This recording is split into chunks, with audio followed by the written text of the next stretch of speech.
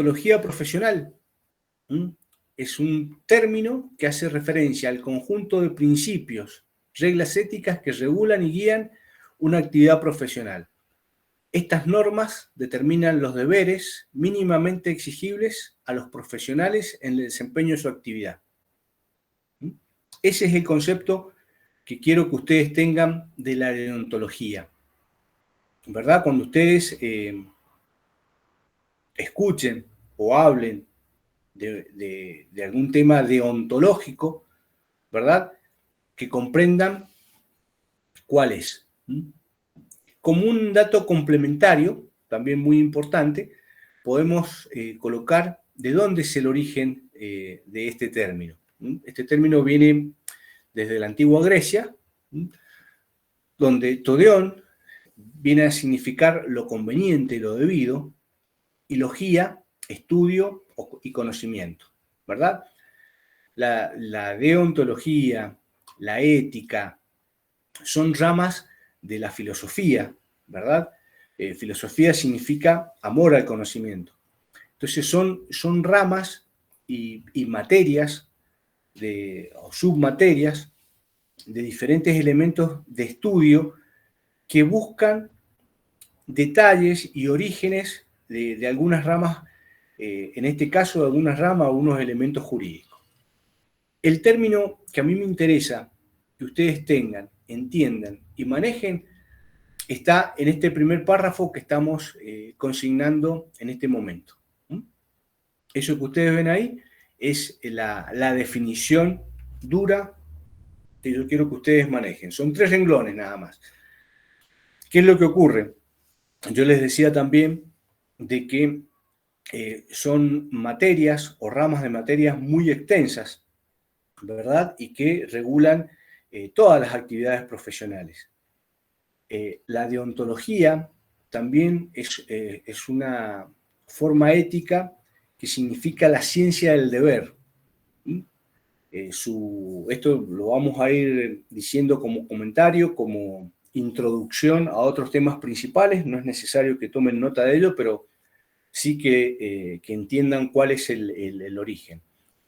Uno de los filósofos más importantes de la deontología profesional o de la ciencia del deber es Immanuel Kant, que es un filósofo alemán del siglo XVIII. Esta persona escribió, estudió todo lo que es la ciencia del deber. Su pensamiento ético lo hacía creer en que para que el hombre actuara correctamente, debía hacerlo siempre en pos del deber. Immanuel Kant distinguía 3 tipos de acciones: las que son contrarias al deber, es decir, que son situaciones totalmente inmorales y que no las vamos a desarrollar bajo ningún concepto, sino que no se ajustan a lo que el hombre debe hacer, son acciones malas, son las acciones contrarias al deber. Y después él tenía 2 tipos de acciones que eran parecidas, pero que en el fondo tenían algún tipo de diferencia, que son las acciones conforme al deber y las acciones por deber. Para Immanuel Kant, una acción conforme al deber era aquella que se hacía con un fin bueno, o sea, una meta correcta, pero con un fin diferente. Y la acción al deber, por deber, es la que se hacía realmente por bien de otra persona. Vamos a desarrollar un pequeño ejemplo y ya lo vamos a pasar a esta situación. Vamos a suponer de que nosotros vamos caminando por el lado del parque y vemos una persona que se está ahogando. En ese momento somos los únicos que podemos darle una mano a esta persona y que podemos ayudarlo. Al mismo tiempo, observamos que esta persona es una persona de mucho poder adquisitivo, es un multimillonario. Entonces, ustedes piensan que si lo salvan, esta persona va a tener algún tipo de gratificación con ustedes y ustedes también van a ser millonarios. Entonces, ustedes salvan a esta persona, pero la motivación real era el premio o ese premio económico que ustedes pretendían tener. Ahora vamos a ver la otra acción. Ustedes ven a la persona que se está ahogando y sin saber quién es, sin saber si esta persona los puede ayudar o sin saber siquiera la identidad de esta persona, ustedes lo ayudan y le salvan la vida. Si nosotros analizamos las dos acciones, el fin último de las dos acciones ha sido el mismo. Sin embargo, en uno se perseguía una meta económica y en el otro simplemente accionar por el bien en sí mismo. Esas son las diferencias que hacía Immanuel Kant. También él tenía una máxima como para determinar si las acciones eran correctas. Entonces, este hombre escribió en su pensamiento y decía que si una acción podía ser universalizada, es decir, que todas las personas actuaran de la misma forma y el resultado era bueno, esa acción era una acción por deber, o sea, que era una acción correcta. ¿Qué significa? Vamos a colocar un ejemplo. Que si todo el mundo puede hacer una acción, esa acción, una acción X, la puede hacer todo el mundo, se puede universalizar, ya se viene a todos, eso es una acción buena. Si no es así, eso es una acción mala y por lo tanto es una acción contraria al deber. Y vamos a poner un pequeño ejemplo con respecto a todos los pensamientos, pero sin entrar en ideologías ni ningún otro tipo de situación. Por ejemplo, una acción como puede ser el aborto. Si todas las personas, todas las mujeres realizaran esta acción, evidentemente la raza humana y la continuidad de la sociedad fallaría, fracasaría. Entonces, para Immanuel Kant, esa acción era una acción mala. Mentir, por ejemplo, para él, si todas las personas mintieran, no existiría confianza, no existiría desarrollo de ningún tipo. Entonces, las acciones, si no se pueden universalizar, para este filósofo alemán, que es el padre de lo que es la ética profesional y de las acciones por deber, si no se podían universalizar, no eran buenas, ¿verdad? Por eso, a modo de comentario, ya nos va a introducir a los elementos que vamos a ver enseguida a continuación cuando veamos seguridad y cuando veamos elementos de legítima defensa.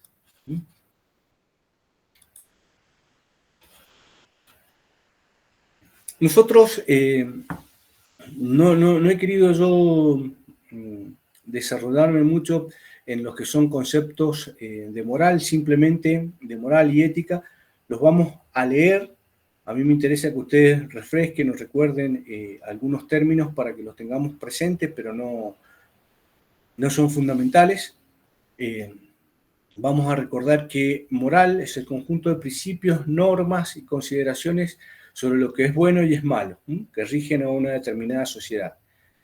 Ética es una reflexión interna que nos permiten a nosotros evaluar o justificar las normas morales que nos están rigiendo en determinado momento.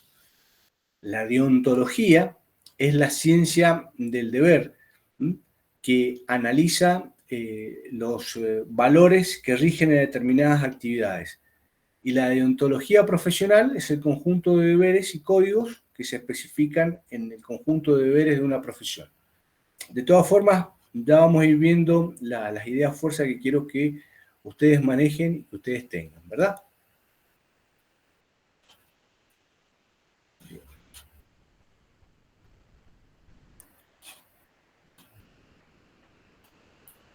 Entonces, muchachos, el concepto de deontología profesional que quiero que ustedes asimilen y que tengan es el que vemos en este primer párrafo. Hace referencia al conjunto de principios y reglas éticas que regulan y guían una actividad profesional. ¿Cuáles son esos principios o esas reglas que guían las diferentes actividades profesionales? Por ejemplo, ¿cuáles son los conocimientos básicos que debe tener una persona para incorporarse a un determinado colectivo o a un determinado grupo de actividad profesional? Por ejemplo, ¿qué debe tener?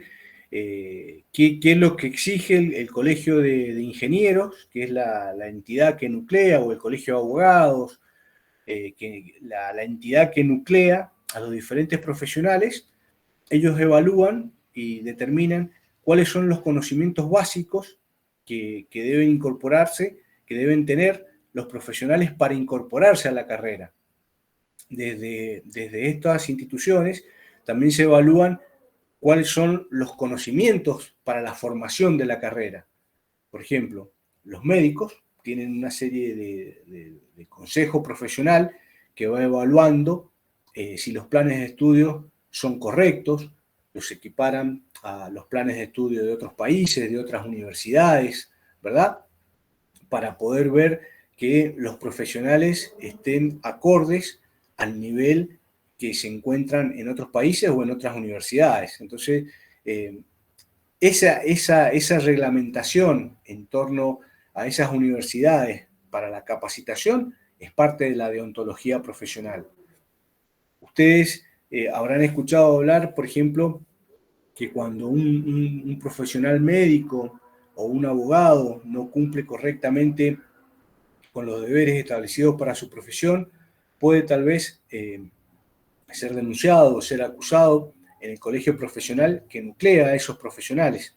No sé si ustedes recuerdan, hace muchos años atrás, cuando una joven profesional médica equivocó un tipo de aplicación de una droga en una menor que falleció en el Hospital Español de Mendoza, ¿no es cierto? Las médicas fueron sancionadas no solamente por la justicia, sino que administrativamente fueron sancionados por sus pares, por sus colegas, a raíz de una negligencia manifiesta, donde se les prohibía, ¿no es cierto?, acceder al desarrollo de la actividad profesional. Lo mismo ocurre con el colegio de ingenieros, de arquitectos, ¿no es cierto? Si alguna obra representada o realizada por algún profesional de esta característica tuviera una notoria falla, ¿no es cierto?, una falla estructural que no permitiera el desarrollo correcto de un edificio, de un determinado emplazamiento, los propietarios o los responsables de eso podrían denunciar la falencia ante el colegio de ingenieros, el colegio de arquitectos y demás. Esas normas administrativas que regulan cuáles deben ser los conocimientos mínimos y básicos que tienen los profesionales de cada una de las actividades son parte de la deontología profesional. Hacen al conjunto de reglamentaciones. Muchas de estas reglamentaciones encuentran eco también en las normas administrativas, municipales, inclusive hasta penales. Ustedes imagínense que para realizar una obra de determinadas características, un profesional, un arquitecto, un ingeniero y demás debe presentar y debe tener aprobado distintas obras a nivel municipal, ¿no es cierto? Y si después existe una falla estructural, bueno, se van a ver cuáles han sido las causas de ese colapso. Sí, dígame. Me tengo que retirar 40 minutos, una hora. Tengo clase, tengo que retirar. Es un problema, no corte la clase con eso. Entre y salga como en una clase universitaria. No hay problema. Ah, listo. Termino de rendir y me conecto de vuelta. Haga lo que tenga que hacer, no hay problema. Muchas gracias por su... Entonces, el término deontología lo vamos a ver con esta definición. Esta definición que tenemos nosotros acá es lo que tenemos que... es el concepto, la idea fuerza que quiero que ustedes tengan en este momento de concepto. Tomen nota, por favor, lo tenemos acá. Yo les sugiero que lo escriban, más allá que después lo podamos compartir o no, porque esa es una forma de que ustedes van a ir refrescando el concepto, activando, escuchándolo, leyéndolo y escribiéndolo.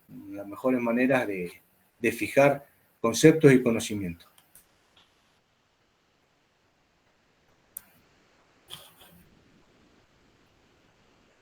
Vamos a ver, muchachos, ahora otro concepto que generalmente son utilizados como sinónimos, o no existe mucha diferencia entre lo que puede llegar a ser la deontología profesional y lo que es la ética profesional.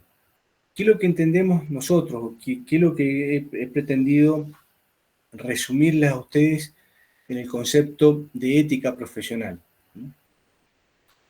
Ética profesional son un conjunto de valores, principios y normas que rigen a un profesional en el desarrollo de su labor, guiando sus acciones para actuar con responsabilidad y honestidad respecto a sus colegas, a sus clientes y a la sociedad en general, pero fundamentalmente impulsándolos a mejorar cada día en el desarrollo de su función.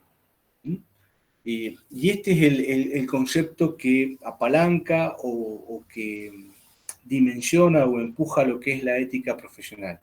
Esa necesidad de ir mejorando profesionalmente para ofrecer cada día un servicio mejor. Por ejemplo, ustedes en la profesión médica, ustedes tienen que, los profesionales de la medicina, estudian toda su carrera.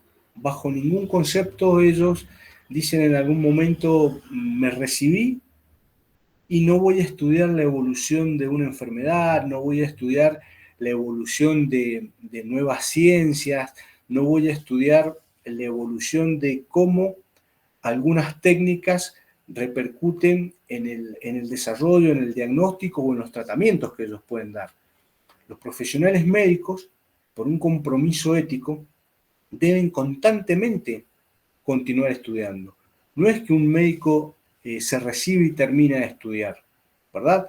Permanentemente debe ir incorporando conocimientos que tienen que ver con la tecnología, que tienen que ver con las ciencias químicas, con el desarrollo de otras disciplinas que de una u otra forma facilitan su actividad en el diagnóstico de enfermedades y también en qué elementos deben ser recetados o qué elementos deben acompañarse para minimizar los efectos de alguna enfermedad o alguna dolencia, ¿verdad?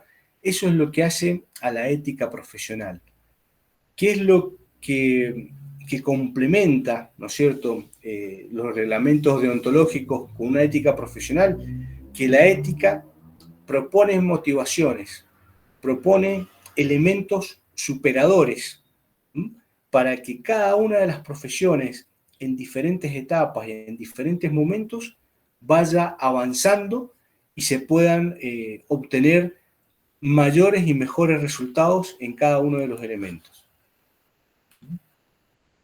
Miren, como complementario de lo que es la ética y la deontología, la ética profesional está orientada a lo bueno, a lo correcto, basado en el concepto de ética. La ética profesional tiende a hacer el bien, a que los profesionales tomen decisiones correctas para mejorar sus actividades. La deontología está orientada al deber, a lo que debe ser. La ética profesional no es normativa. La deontología profesional tiene normas y códigos. La ética propone motivaciones, la deontología exige un piso mínimo, exige una actuación, exige un mínimo que debe conocer el profesional para desarrollarse en la actividad. La ética profesional es una conciencia individual predominante, donde cada profesional tiene la posibilidad de autoexigirse y motivarse más, y la deontología está determinada por las leyes que van a regir al conjunto de los profesionales.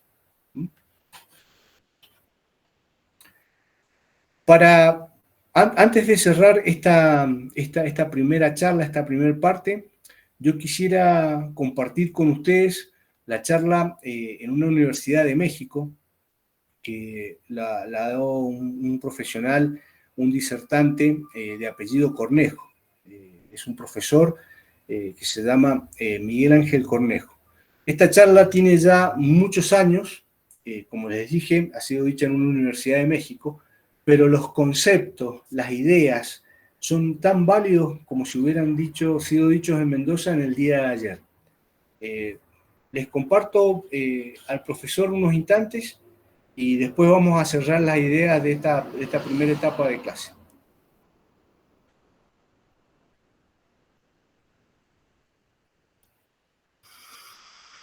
Honestidad. Dice, qué bronca. Parece guerra, parece grito subversivo. ¿Sí? Vamos a ser honestos. No, aquí en México es una mancha al sistema. ¿Sí? Señores, eso de tranza y avanza se tiene que acabar para siempre. La ética ha definitivamente producido resultados extraordinarios. La ética hoy por hoy es la única megatendencia hacia el siglo XXI desde el punto de vista corporativo empresarial. Davos, Suiza, dice, ¿quién sobrevive en los mercados altamente competitivos? Los trabajos, servicios y productos que son resultado de la ética en el precio, la ética en la calidad, la ética en el servicio, son los únicos que pueden subsistir. Las empresas más ricas del mundo son aquellas que son las más éticas del mundo. No engañan al consumidor, no engañan a su trabajador, no engañan a nadie. Tienen como vector central la ética. Y en México todavía nos cuesta trabajo decir, es que ser honesto cuesta mucho. Disculpamos la corrupción inconsciente colectivo nacional, ¿eh? Decimos de los expresidentes, robó, pero dejó robar. Fíjate nada más que poca más. Robó, pero hizo mucho. Señores, es algo intolerable, es algo que no podemos permitir. Señores, una metáfora indoamericana que seguramente muchos de ustedes la recordarán. Una gallina encontró un huevo, pero el huevo era de águila. Y se llevó el huevo, lo empolló, y obviamente nació un aguilucho. Pero la gallina, mamá gallina, le decía siempre que era una gallina. Pasaron los años, pasó el tiempo, el aguilucho se convirtió en águila, y escarbaba y sacaba sus alimentos y picoteando en el piso. Y un día el águila volteó y vio un ave majestuosa y le preguntó a mamá gallina, ¿qué es? Y le dijo, la reina del cielo. Tus horizontes es el infinito, la reina de todas las aves. ¿Qué es? Preguntó otra vez. Un águila. Pero mamá gallina le dijo, tú olvídate de ella. Tú naciste para ser gallina y sigue comiendo gallina. Y nuestra águila se murió vieja creyendo que era gallina. Señores, es lo mismo. El ser honesto es para las águilas. Los corruptos son gallinas. Toda su vida tendrán que tragar lombrices. Seguirán picoteando en el piso. Solamente las almas grandes, generosas, infinitas, se atreven a aspirar a uno de los grandes ideales. Honestidad, ética, un principio de gallardía que le da señorío a un ser humano. Esto no está hecho para mediocres. Por supuesto, lo peor que hacemos los padres es convertir águilas en gallinas. Dejar a nuestros hijos convertidos en gallinas. Listos para corromper, listos para robar, para ser oportunistas. No se pregunten qué le van a heredar a sus hijos. Pregúntense qué hijos le van a dejar a esta nación. Señores, finalmente tenemos que llegar a una gran realidad. Y es la pregunta crucial y final, que cada uno de ustedes deberá hacerse en su intimidad, con su propia conciencia y en esa individualidad maravillosa que Dios nos concedió a cada uno de nosotros. Y la pregunta es, ¿por qué existo? ¿Por qué México te necesita ahora? ¿Por qué estamos en este tiempo y en este espacio? ¿Por qué no nacimos en otro tiempo y en otro lugar? ¿Por qué aquí en esta nación? ¿Por qué en este mundo? Señores, les quiero decir que tenemos que elevarnos contra la mitología inconsciente de desastre, de miseria y de abandono que llevamos los latinoamericanos. No nacimos para sufrir, no nacimos para corrompernos.